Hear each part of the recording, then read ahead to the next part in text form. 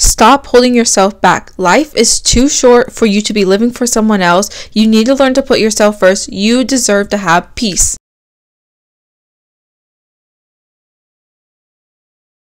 Hello, I'm Breezy and welcome back to my channel. It is spring and I find spring to be one of the most peaceful seasons. So in today's video, I'm going to be sharing with you guys 20 different ways that you can protect your peace. I'm going to add a quick disclaimer. I am not a therapist, which I don't really think I need to say, but I'm not a therapist. I'm just a girl who really likes to protect her peace, and I really want to share the ways that I have found the most helpful with you guys. So I'm going to split this video up into 3 sections. The first section is going to be all about protecting your mental peace. Then we're going to move on to your physical peace. And then the last one, your emotional peace. The first way you could improve your mental peace is by going outside. And I think a lot of people take it for granted or don't really appreciate the fact that going outside really does wonders for your mental health. And I think just going outside, getting a change of environment, and really breathing in oxygen and getting out of your room and just reconnecting with the earth really helps a person feel grounded. The second way is to embrace the mundane, and this is basically just learning to be content with all the small simple things in life. So basically like romanticizing your life, but you don't have to go overboard. You don't have to make everything overly aesthetic, but just learn to appreciate the small things that you have in your day-to-day lives. The third thing is to do yoga and meditation. And I notice a big difference when I'm anxious when I try to do meditation versus when I don't. And I really feel like meditation has really helped my mental health a lot. And also, I hear that yoga is really good for like mental focus and like calming the mind and learning how to be present. Fourth thing is journaling. If you don't like to speak about your problems with somebody else, then use your journal. A lot of times I act like my journal is another person that won't talk back to me, so I can basically tell it whatever I want and just know that once I'm done, I kind of have like a peace of mind, just like dumping everything onto the page. It's kind of like trauma dumping, but you don't have to give somebody else trauma. You're just giving your journal trauma, which I don't know if that's, I don't know. I'm going to move on. Next way is to practice gratitude. I know you hear all the time, but just take the time to be grateful for the things in your life that you have and don't really focus so much on the things that you don't have, because when you're grateful for what you do have, those things that you want they'll start to show up and they'll start to manifest into your life. The next way is to practice being mindful.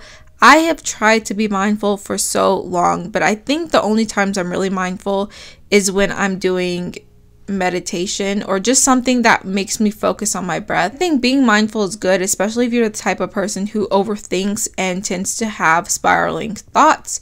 So being mindful is good because you're forced to focus on the present, focus on what you have, and it really helps to just slow down and breathe. Sometimes you just need to slow down and breathe and be in the present moment.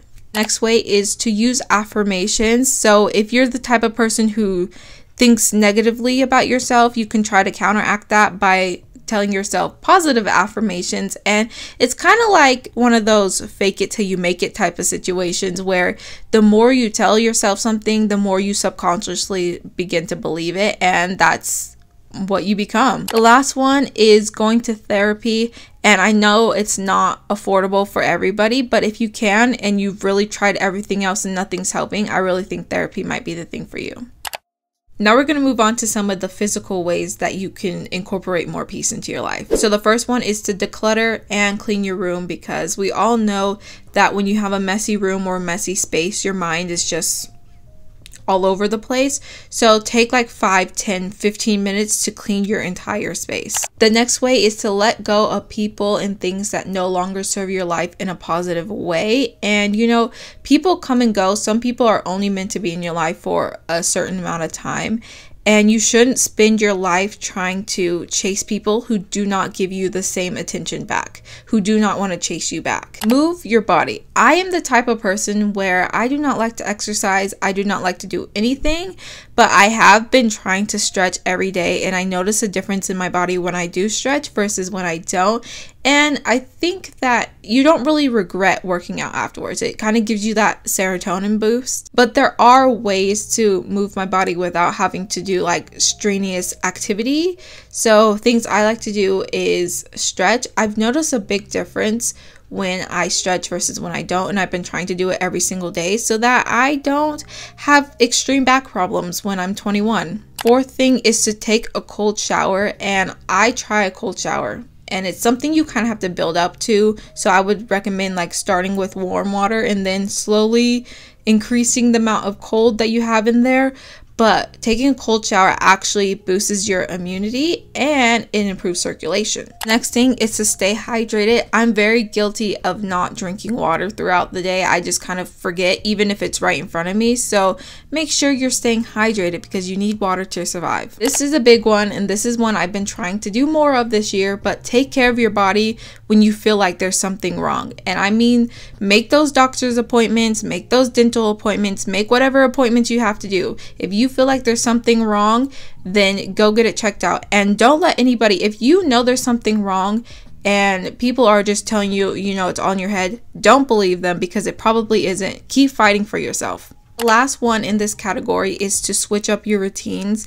Sometimes you're feeling burnt out, sometimes your life is feeling dull, sometimes your life is feeling stagnant, and that could just be a sign that you need to kind of switch up what you're doing, you know, try new things, venture out and do new stuff.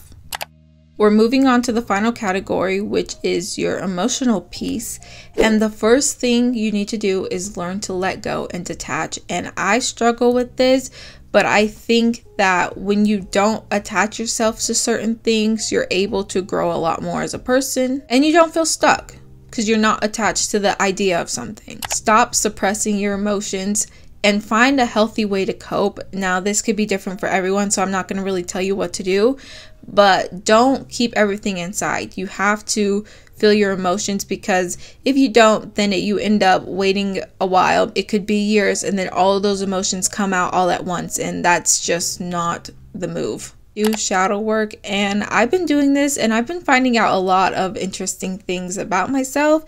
And shadow work's good because it helps you like really think deep about the issues that you might be having. And sometimes when you're doing shadow work and you're answering questions or whatever it may be, you realize things that have been an issue that you didn't even realize were an issue. I just think that doing the inner work helps you connect with yourself and helps you be able to release all of that. The next one is to forgive yourself. You're not perfect, nobody is, and life is too short to spend it being angry with yourself. And the last one is to cry. Literally just cry, because sometimes you have all of these emotions, you have all of these feelings, and you don't really know what emotion you're feeling, but sometimes you just need to cry. You just need to let it out, and it's okay. It is okay to cry. If you made it this far in the video, I want you to comment down below some of the ways that you protect your peace. You know, we can get a whole little thread thing going. This isn't Twitter, but we can get a thread going. And with that being said, I'll catch you guys in the next one. Okay, bye.